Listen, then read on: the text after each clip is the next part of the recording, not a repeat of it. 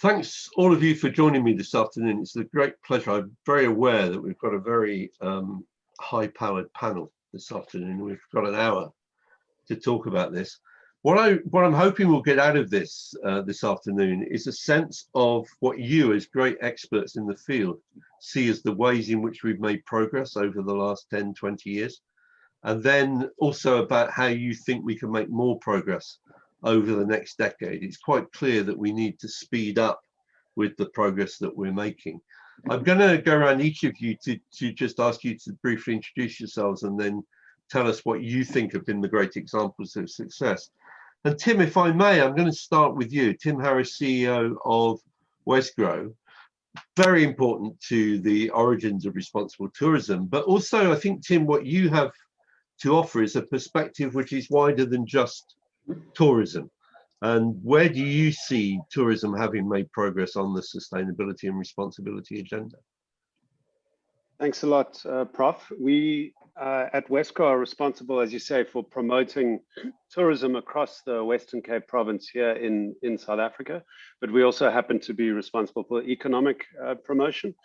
So we do say that one of the things that people need to realize is, certainly for us and for many places around the world, tourism is big business. So we measure everything in terms of the impacts on the bottom line.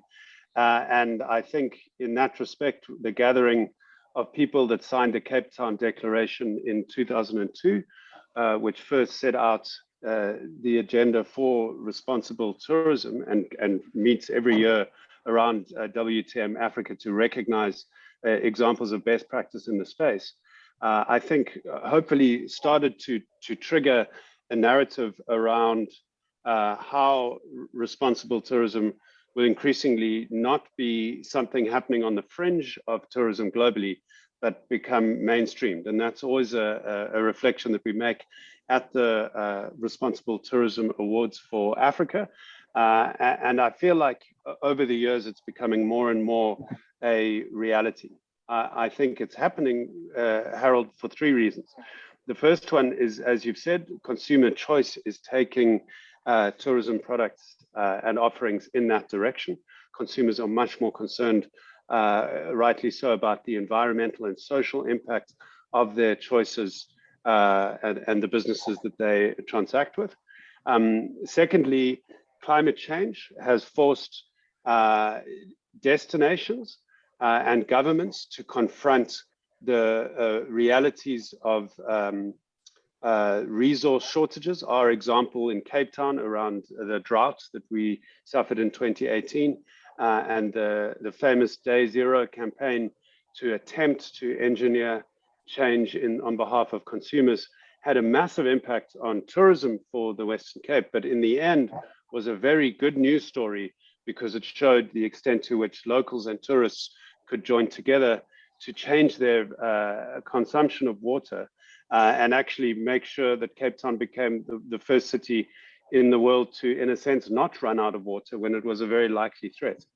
And then thirdly, I think the main accelerant, sitting here now, joining you all on Zoom, has been the pandemic, which has triggered questions not only around public health, but also around the financial viability of a sector that was essentially cut off at the knees by lockdowns all around the world, and is still in a very difficult space. I think it's removed the sense of kind of business as usual across tourism, and people just making their choices as travelers to do what they did the year before or some version of it, and the entire world has stopped and been forced to reflect on the choices they make, both on the industry side in terms of their offering that they put forward, but perhaps more importantly on the consumer side around what their choices will look like when they return to travel as we emerge from lockdown. And that perhaps is the single biggest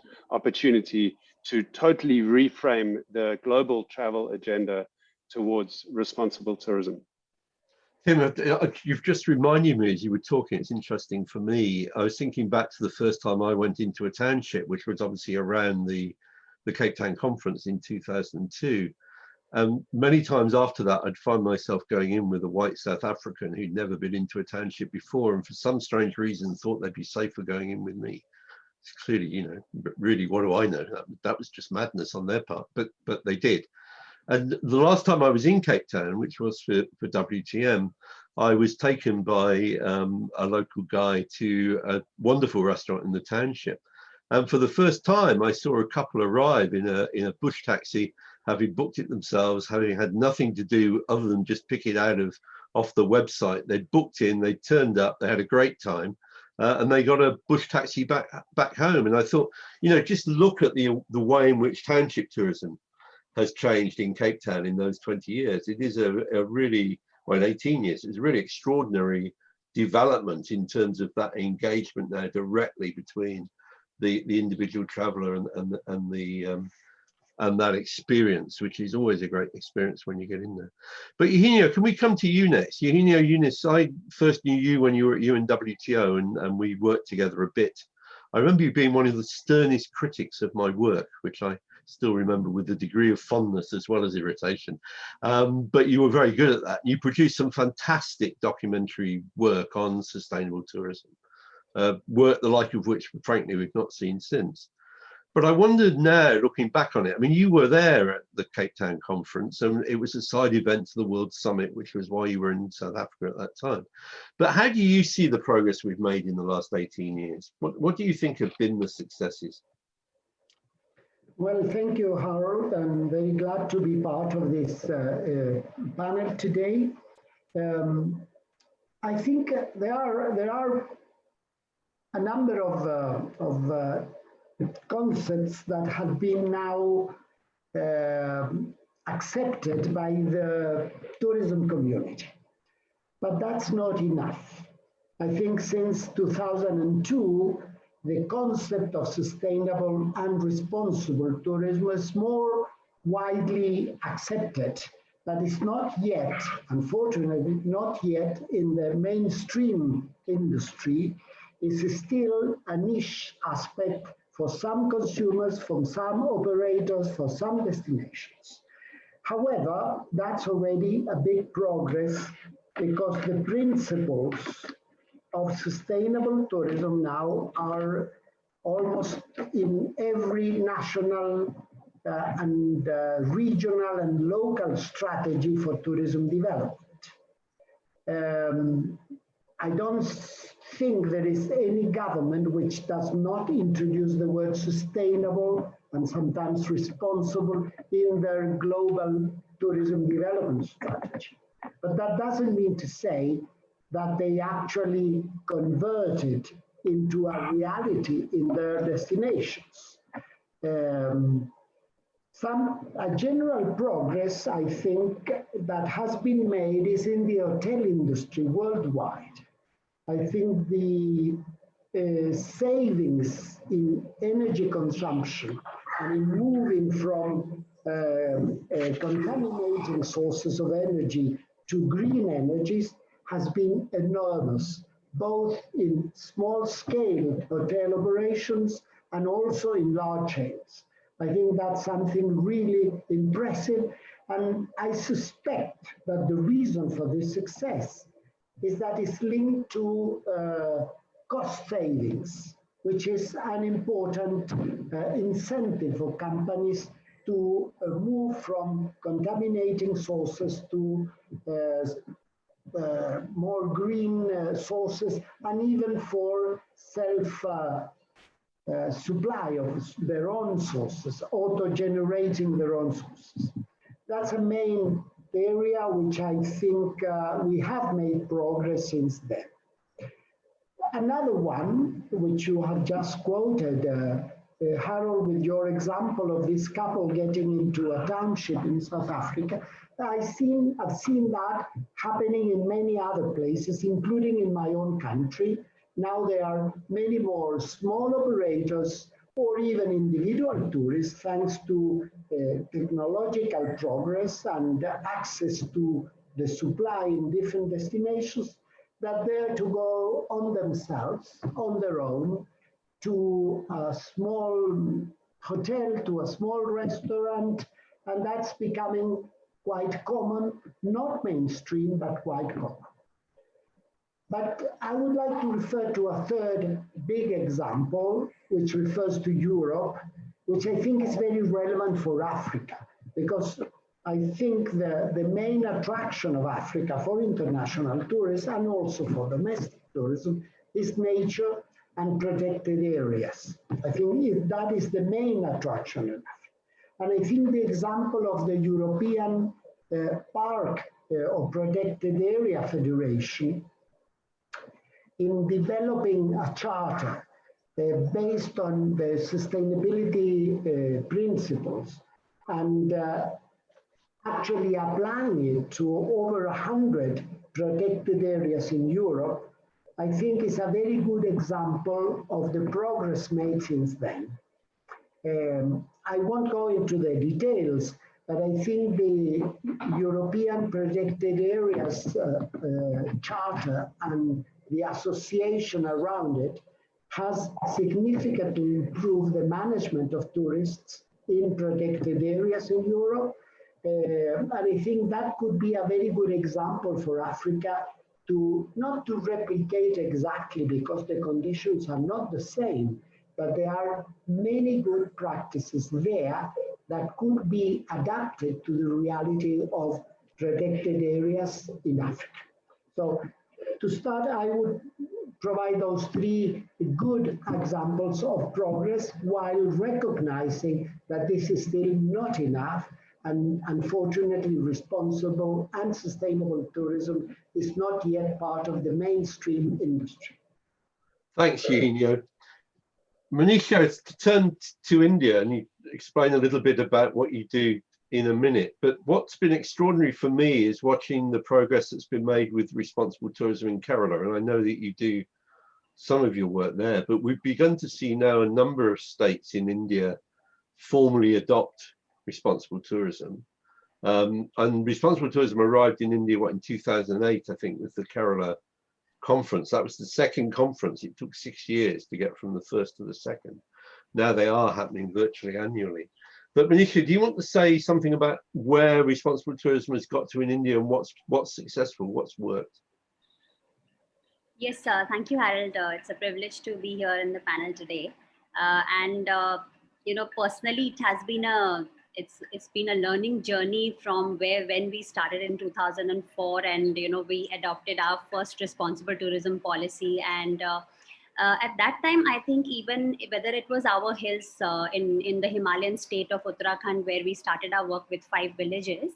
I think the very word responsible tourism, what it was then and what it is now, is there's a huge difference in the whole mindset of both the consumer as well as the practitioners, I think, which is and it's a very positive move. I would say that Kerala as a state sort of led the whole example in India, because initially when we started working in the protected area with an aim to assist the local communities who were suffering with a lot of issues inside a protected region, and how they got involved as a community, and how they not only got widespread benefits in terms of income, but also started to look at conservation as as another aspect that they were also responsible for. That was a big learning for us. We never imagined that just by starting a responsible tourism approach, we will be also able to impact the social lives of the people and the awareness towards the environment, and even how they are now contributing towards conservation. So I think responsible tourism journey has moved on. As I said, it has been, hugely, there has been a movement in how people are now perceiving responsible tourism. I think the only word I heard at that time was ecotourism, which was sort of there in India a lot. People were not very familiar with the principles of responsible tourism. But after, I think, small initiatives like ours, and then, of course, a big program in Kerala where they involve the local communities in a large scale, where the state government is the first government actually to adopt a responsible tourism policy and also work into a responsible tourism mission, for the state. I think set a huge example for so many other people. And now I think with the movement, as I said, it's not restricted only to the inbound. Initially, I think the responsible tourism also had an image issue. people had an image issue that this is going to be very niche kind of travel, and this is not for the normal travelers. But now even that has broken, and I'm not saying this in perspective of only the inbound travelers. This is also very much so in terms of the domestic travelers, which is great. So I think personally what has worked is most for us, I think, is when you are actually involving the local community in decision making, when they can see their direct benefits from tourism, they can be part of the decision making, and then they are also equally, they feel responsible for not just their own community, but in terms of their society in general, in terms of their environment. So it's a matter of empowering the local communities, which has really worked well if you bring that factor in responsible tourism. And as far as in general India is concerned, as I said, now the state governments, you can see a move with, after Kerala, we have now Madhya Pradesh following the lines of the same policy, and they have adopted a responsible tourism policy. I was very happy to see that the national tourism policy has now the responsible tourism within it. I recently went to Ladakh, for a winter conclave, and I was really happy to see that the local youth were speaking about why they want responsible tourism in their state, because they are very sure about what mass tourism will bring as an impact. So this awareness level, which has come from 2004 to now, I see a huge change, and I feel that as a community, when they have been seeing examples of things working on ground, it has been hugely motivating for people also. So I think the power of the community, I would say, has worked well. It is. I mean, I remember writing, so I drafted the declaration. It's not mine, it belongs to the conference, but I drafted it. And I remember writing the third one about involving local people in decision making about tourism, and wondering if it would ever happen. And actually, it has only begun to happen really in the last 4, 5, 6 years. It was the slowest of all of them to come through, but it has begun to come through now. I think what's distinctive about the Indian approach is it's been very much focused on social benefit for communities, and in a way turned its back on the ecotourism dimension. But Nikki, you do something similar in Durban, don't you, or across Africa, but from Durban? From Durban. Good afternoon, everybody. Thank you very much for the opportunity, Harold, to participate in this panel. Yeah, I mean, we're based in KwaZulu-Natal in South Africa. I'm the CEO of Africa Ignite. And basically what we do is we run Wow Zulu marketplaces. They are small little locally owned and operated franchises where young people from local communities own and operate them, where they then get involved in the tourism supply chain or the tourism value chain. They identify potential experiences, homestays, all the different activities that can take place in that community, and then develop tours around that. And that is really a model that works very well. It is a model that is highly replicable.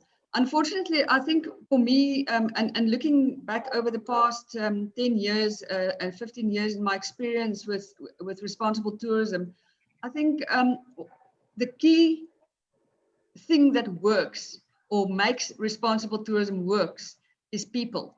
And I'm going to mention a number of examples. And the key thing is, if you don't get the people bought in and active in responsible tourism, then we are never going to be able to replicate.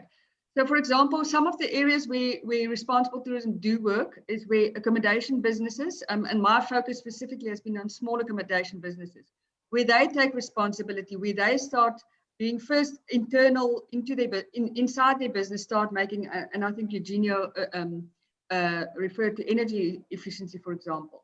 Once they've started seeing the benefits of that, then they start making the next step, or taking the next step to start understanding how they can actually, look outwards and further that impact that they have, and then start working with local community members. The critical issue that they sit with, of course, is how do we get to the local community members, and that is where organizations like tourism associations play a pivotal role.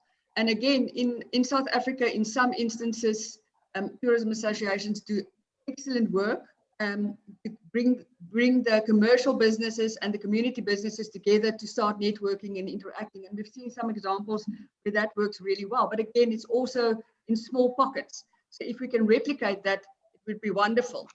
Another role player, for example, is municipalities. We often see the municipalities, waving the flags and ticking all the boxes, but actually at the end of the day, they hardly have an impact. Whereas in other areas where the municipality really buys in and understands the benefit, understands, work with LED, local economic development officers, understand what impact tourism can have in that area, that is when it works. And that is when tourism gets built into your integrated development plans in local communities. And that's when there's momentum that starts happening. Where organizations identify or see the value of bringing in value chain partners. Now in South Africa, we've got this wonderful thing called BEE, broad-based Black economic empowerment. And where large operators, large commercial businesses want government contracts, they obviously look for supplier development, and they look for ways in which they can invest in local communities. And that is when, tourism can be positively impacted. But again, it had all of these things happen in small pockets. And then another key role player for us is at the moment, mainly international tourists, the inbound. We've seen in South Africa, there's very little interest from the domestic market in the types of tourists and experiences that we offer, the local communities, because there's just this kind of, there's a disconnect still culturally in South Africa. So, where local tourists have started making that mindset change, that is when, responsible tourism will start getting activated.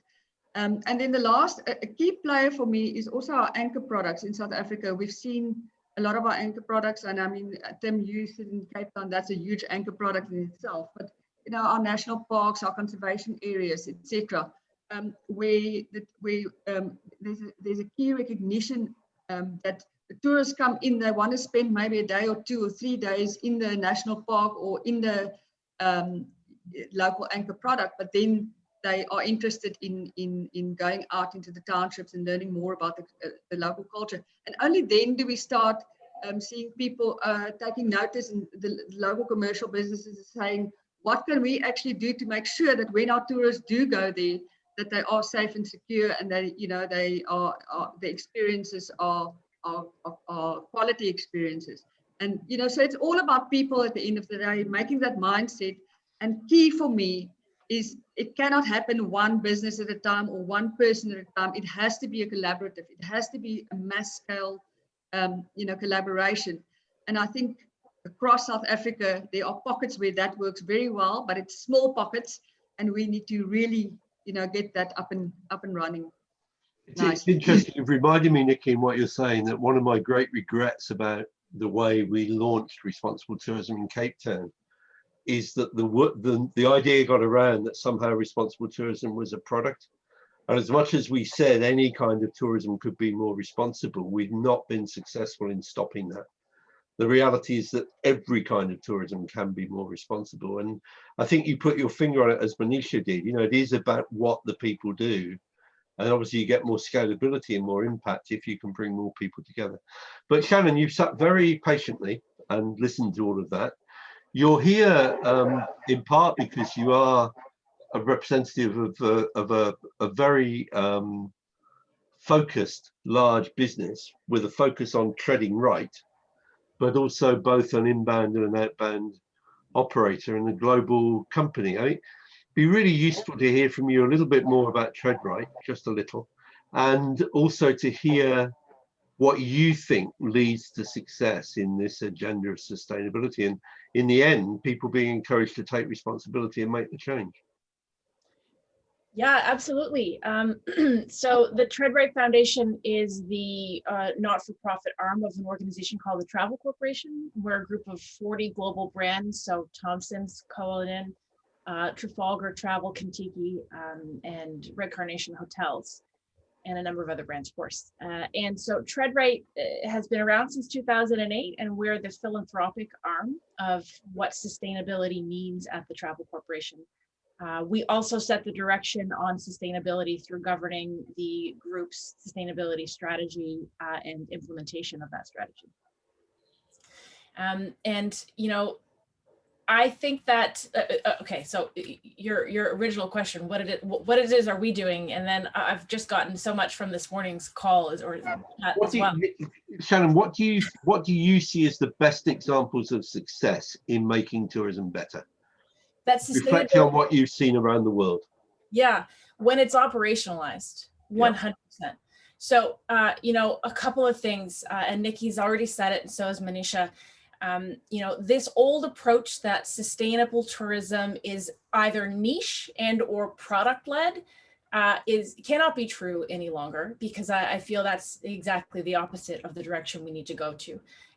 You know, larger operators, bigger tour operators must also embrace sustainability. And I say it through a very measurable operational approach. And that's the approach that we take. Sustainability is really driven by our product and our operations teams at the Travel Corporation. And that's why we've been successful. And that's who bring us the ideas of how to become more successful, because they're on the ground. They know people like Nikki and Manisha, whereas I wouldn't have that contact. And so they bridge that gap between what's happening in destination and what operators such as myself are doing. And it's a shame that that gap exists, because, you know, that's where I would think associations and DMOs can bring all of those amazing things that are happening locally to those of us that are bringing a destination to a global marketplace. And that gap's something that I've struggled with for a wee while. Shannon, one of the things that occurs to me about your experience of this is that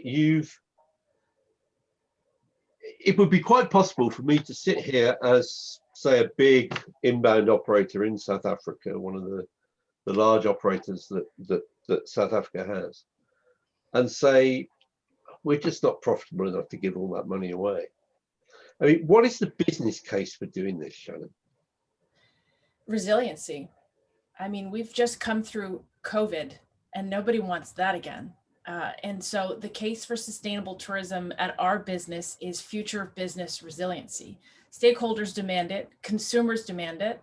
Consumers are going to be demanding it more and more. And we have a unique position where we have youth brand Kintiki 18 to 35 moving into brands such as, so we have that whole life cycle. So we're able to watch these changes, and we're able to watch what markets want, and they want to understand it. They want to understand what's behind it. So not just the rhetoric and not just hashtag build back better, but how are you doing it? And are you going to be transparent about the way in which you are doing it? And in a year, are you going to tell me what progress you made against your commitments? So we have a very tough, educated marketplace out there that we must be beholden to. And so we are. Shannon, forgive me for pushing on this, because as you probably know, I agree with you, but there will be skeptics out there who say, it's just theory.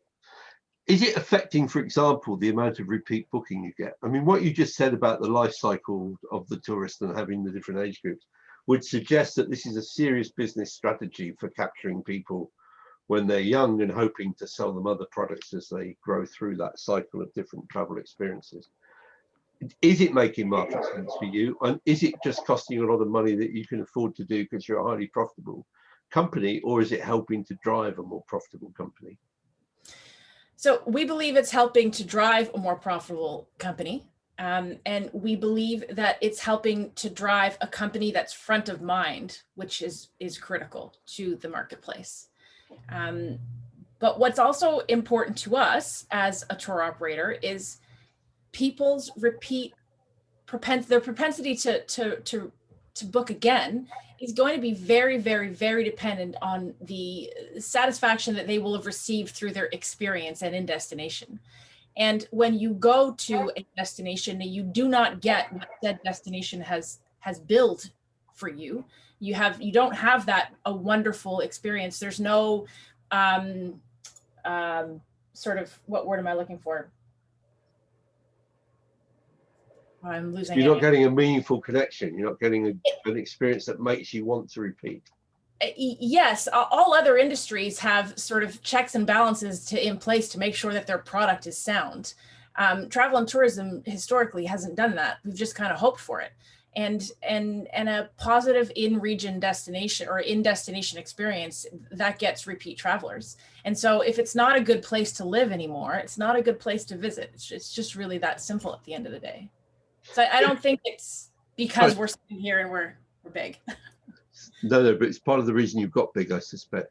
Tim, can I just come back to you? Because one of the things that intrigues me now is I can go into my local supermarket just across the street from where I live, and I can buy fairly traded wine. And I had reason recently to look up the black wine producers in the Cape. And to be honest, I was quite surprised by how many there are. I mean, it's clearly been a quite vibrant sector. And yet, when I look at the wine tours still being offered in the Cape, they're not there very much.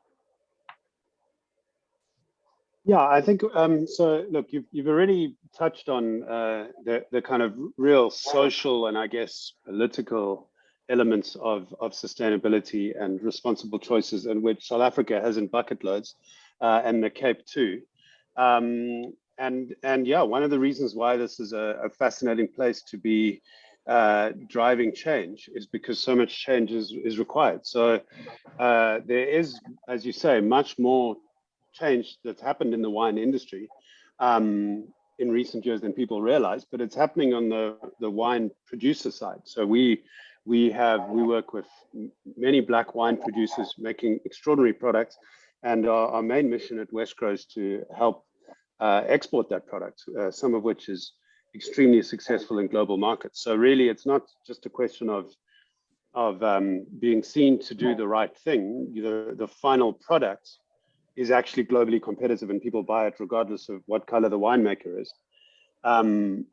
That change has happened much faster on the production side because the barriers to entry are lower than it has in terms of the sort of major wine farm ownership and sort of major wine establishments that are on the wine tourism routes around the Cape.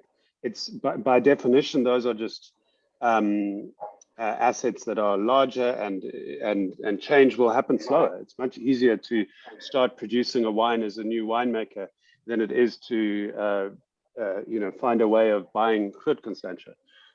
So the change is happening, but it's if you're measuring it by who owns the wine farms, then yes, it's happening slower than if you're measuring it by who's making the extraordinary wine.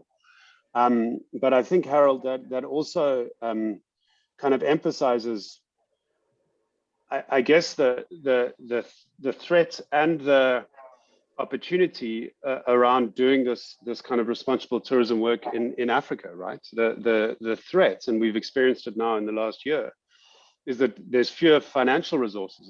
It's a much less developed economy in general across Africa, and tourism within that. So when the tide goes out and the tourists stop coming, the governments in the north are able to shore up businesses to a degree that's just unimaginable across Africa. And it means that resilience that Shannon's talking about is just not here on a financial measurement. The interesting flip side of that is that often that development that's happened in other places around the world historically has not been sustainable or responsible.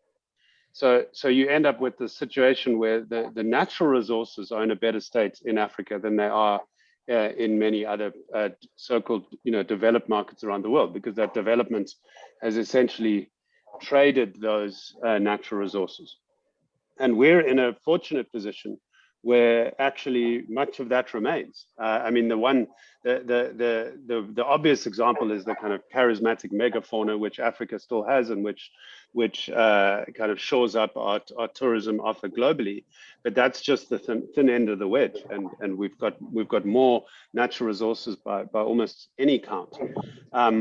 So it's interesting how there's different ways that you can look at that resilience that Shannon's talking about.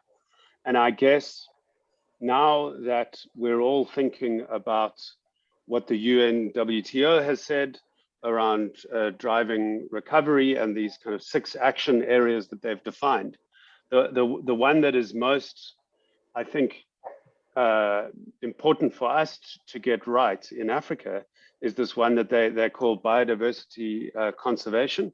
And under this area, the UNWTO is talking about the kind of climate agenda and the effect of long haul tourism on carbon emissions. The truth is, there's no destinations in Africa catering to international tourists that aren't long haul. You have to fly in the overwhelming number of cases to reach the African tourism offer. And the truth is, without long haul travel, a lot of the African tourism offering is not sustainable, which means those resources I spoke about will not be preserved. And it's a fascinating and very complex issue that we have to get right. But we're highly vulnerable to what might be a kind of overreaction to the climate impact of long haul travel, where the calculation is not being done correctly. The idea is, if we don't fly, we will help the environment. Well, maybe if you don't fly, you won't support responsible tourism in Africa, which will end up preserving the things that we most value. Tim, on another occasion, you and I should talk about what we're trying to do in terms of encouraging the aviation industry to move over to a less polluting fuel, which is clearly possible.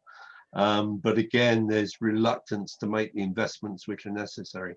I think that's what has to happen. We have to find a way of decarbonising aviation in the next few years. Eugenio, you wanted to come in? Yeah, what Tim has said is also relevant for most developing destinations around the world, because it's true for Latin America as well, and it's true for most destinations in Asia.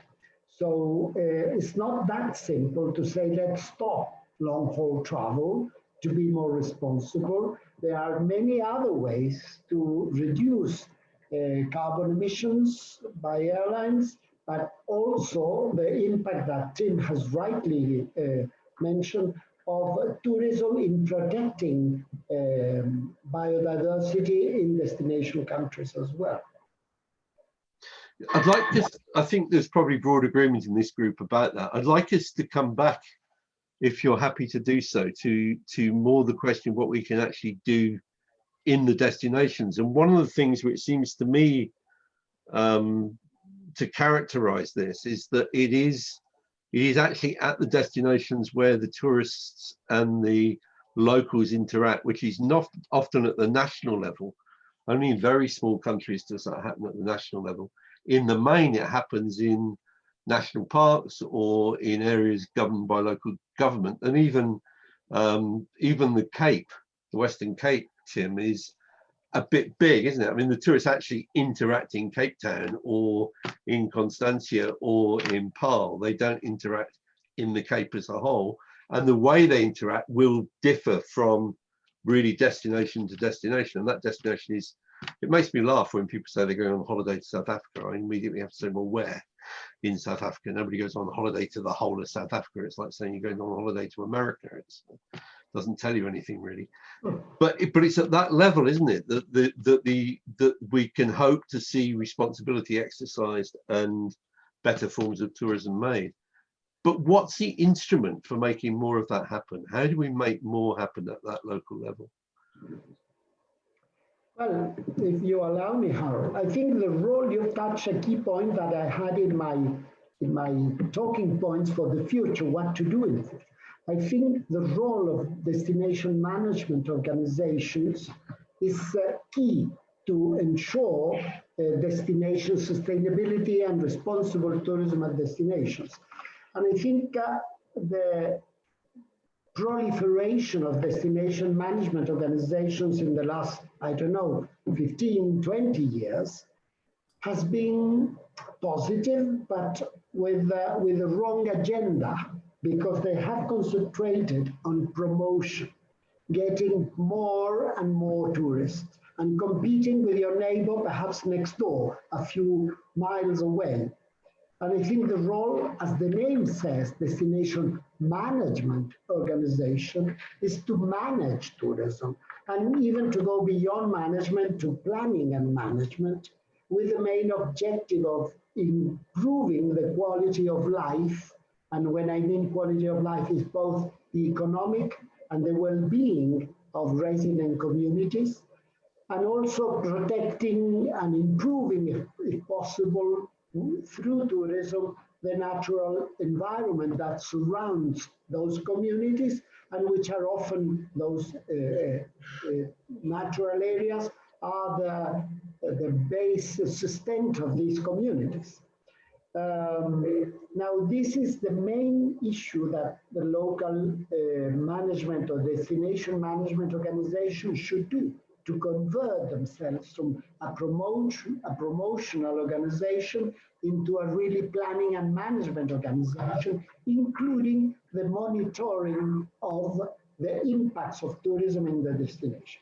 I think that would be the first issue to change in One of the things that we're certainly seeing, I think, Eugenio, is that more and more, particularly cities, are beginning to talk about worrying about not the number of arrivals, but the yield. How much money is the city making from tourism?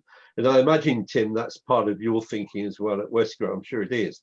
But before I come back and go around again, Manisha, one of the things, I just want to try this out on you, but reflecting on what I've seen happen in Kerala, it seems to me that one of the reasons why responsible tourism has taken off quickly in India is that relationship between the state government all the way away, 20 million, 30 million, 50 million people, really quite remote, but nonetheless there.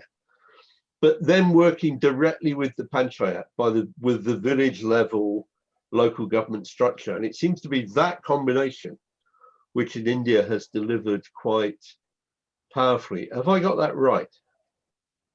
Yes, Harold, I think the community structures, as I emphasized in the first question also, that when the community comes together towards a certain goal, when the responsibility is collective rather than being individual, I think at that point, when you start taking responsibility for a region rather than your own home, I think that is where the success of responsible tourism lies. And therefore, the structure of the panchayat or the local bodies in communities or in a state, it helps to link people together.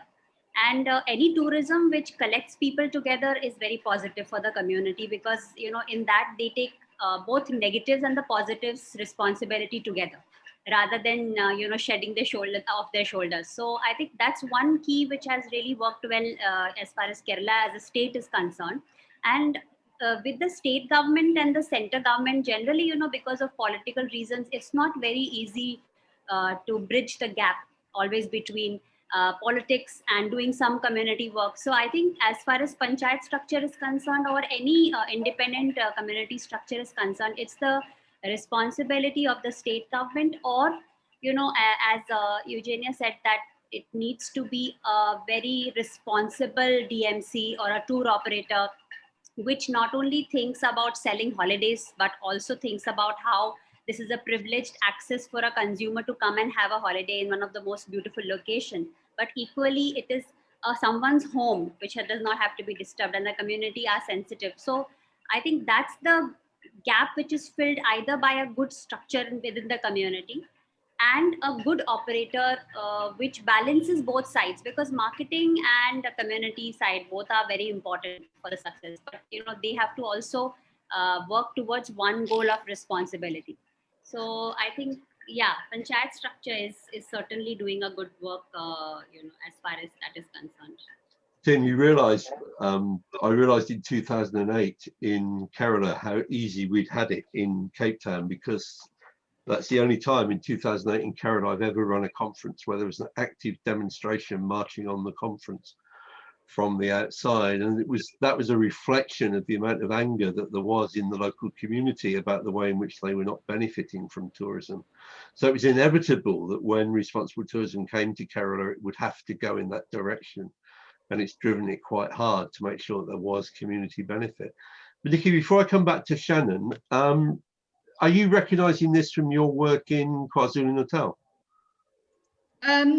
What I think in KwaZulu-Natal, I mean, specifically city of Durban is doing quite a lot from a perspective of, you know, there's always this top down and the bottom up. And I think that's the critical thing that Manisha was also talking about, is where government policy needs to filter down to provincial level, to municipal level, and then to grassroots level. And, you know, in between somewhere, the two needs to meet. And I think that's one of the challenges that we sit with, is very often there's a lot of effort coming up from the top, and people trying to do something from the bottom, and in between there's no connection.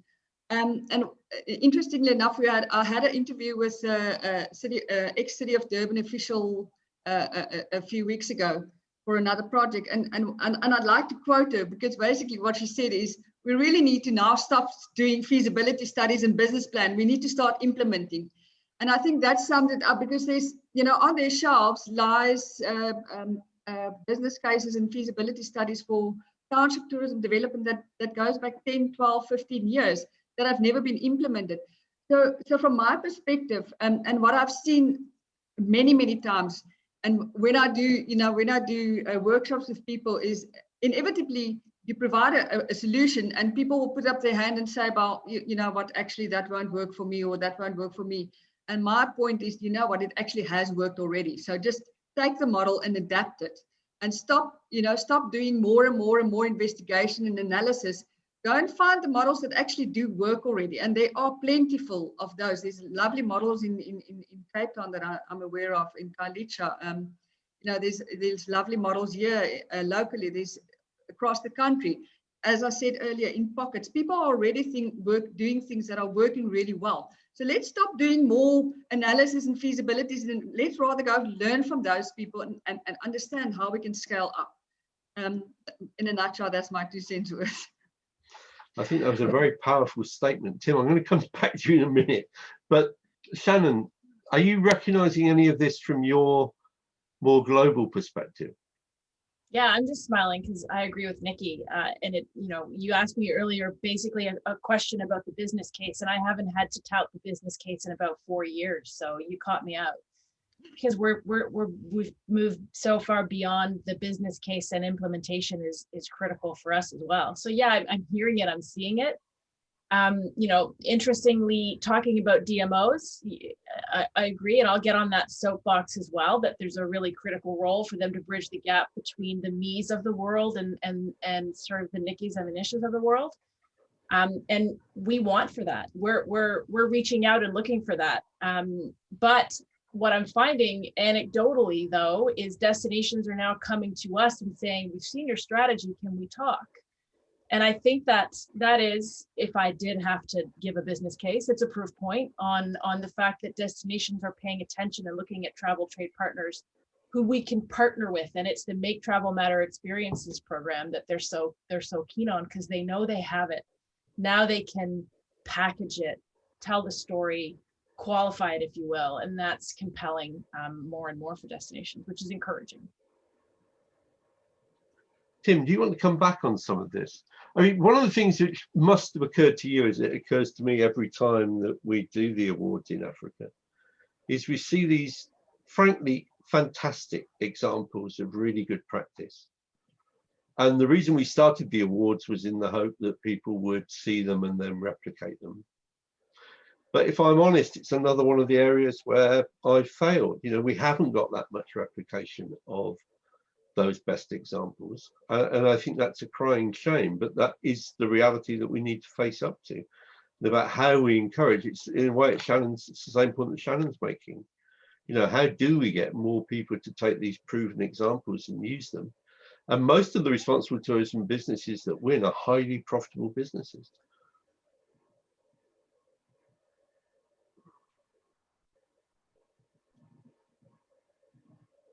Tim, I'm hoping you've got the answer to this, because it's bugging. No, I do. Sorry, I just couldn't find the mute button after a year of doing these calls, or the unmute button. Sorry, Harold. Yeah, I look, I've got a few thoughts on this. The first one is I don't think you should underestimate the importance of the awards. We've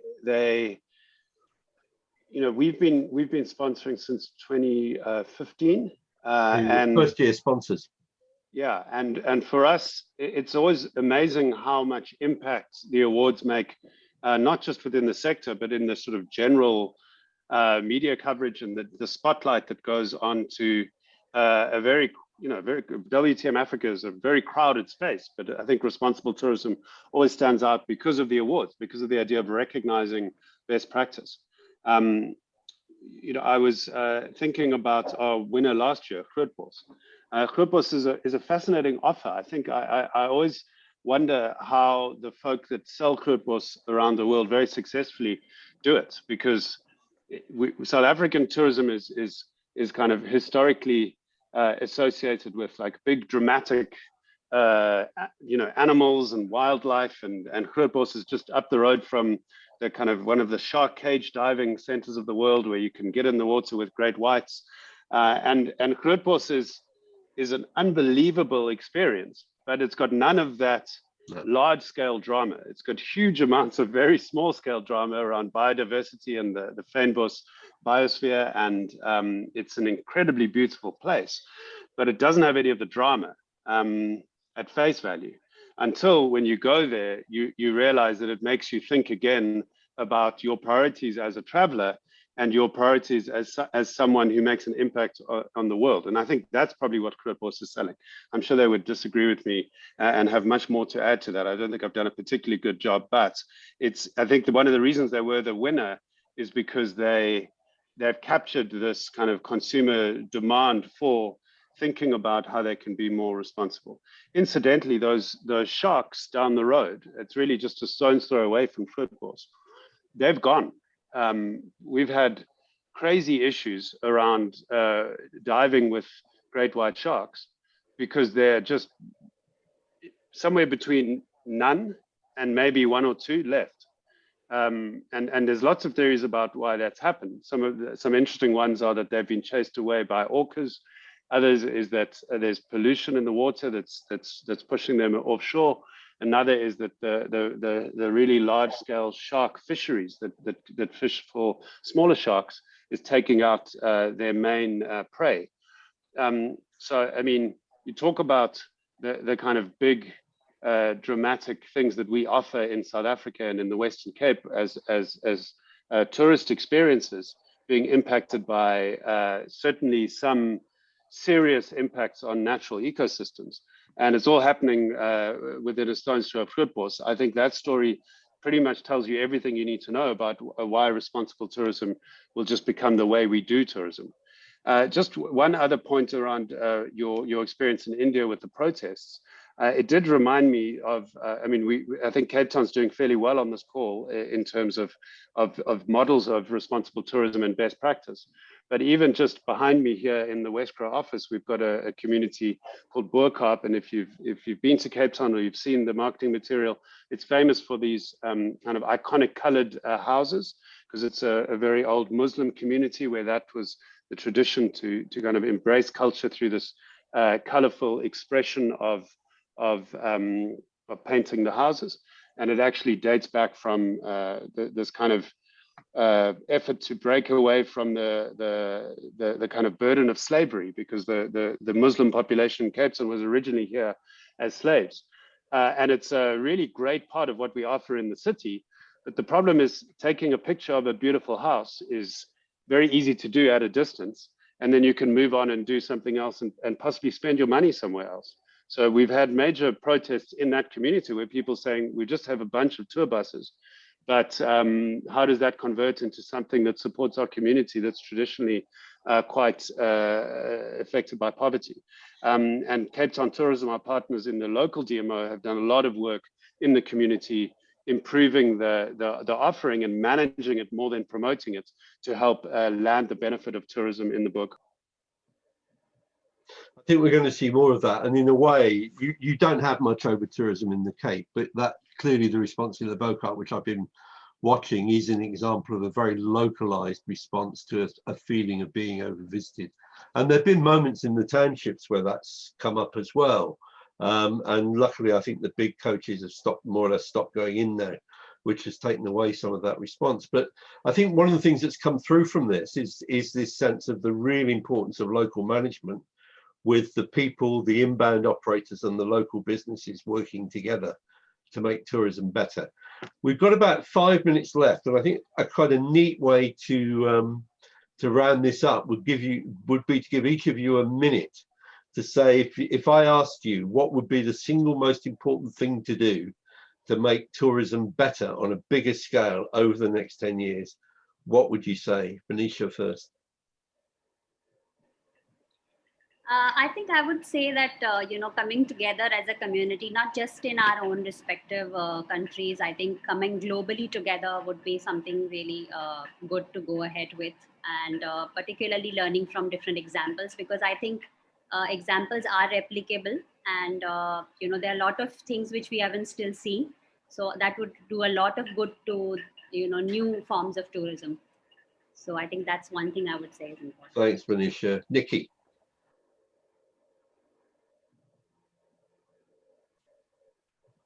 Sorry.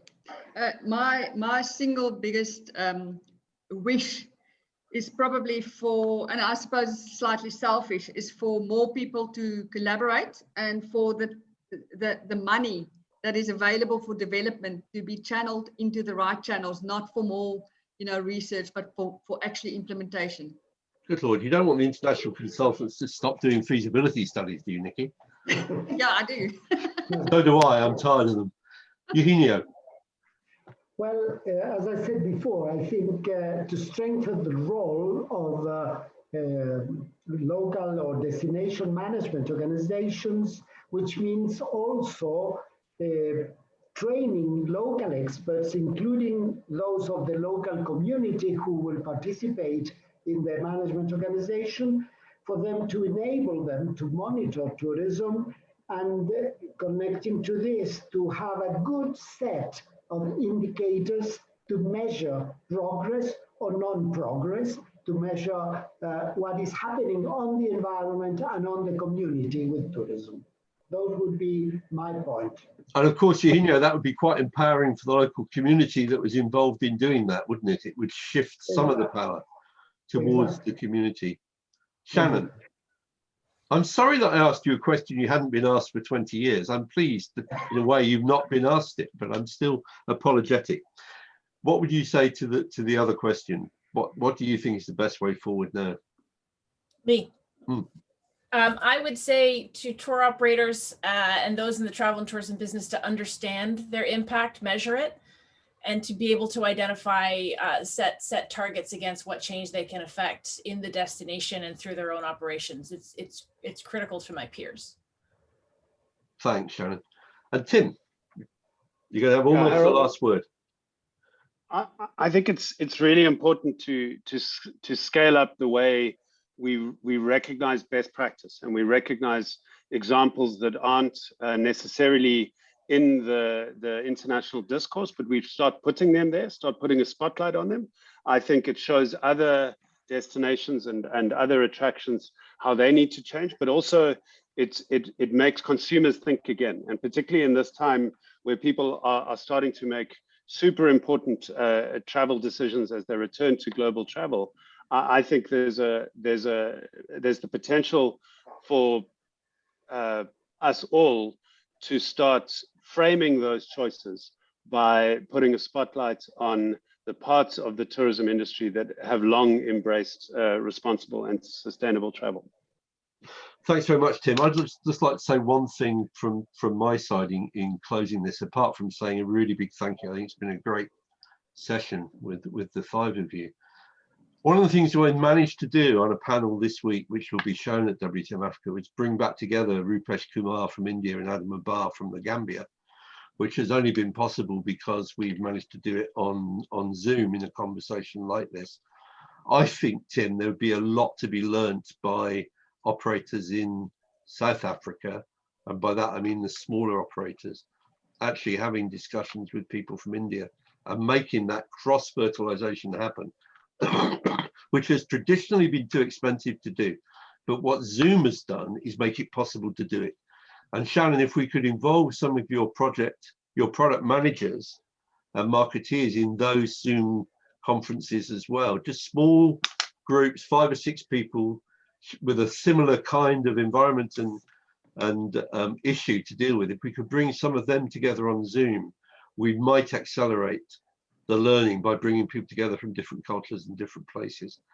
We are, after all, internationally all largely in the same marketplace, and we can learn a lot, I think, from each other about how to deal with the tourists and how to attract them and how to do it in a different kind of way. But I'm really sorry we've run out of time. It would have been easy to go on for another 2 or 3 hours. But really, thank you very much, all of you, for your contribution this afternoon. Thank you.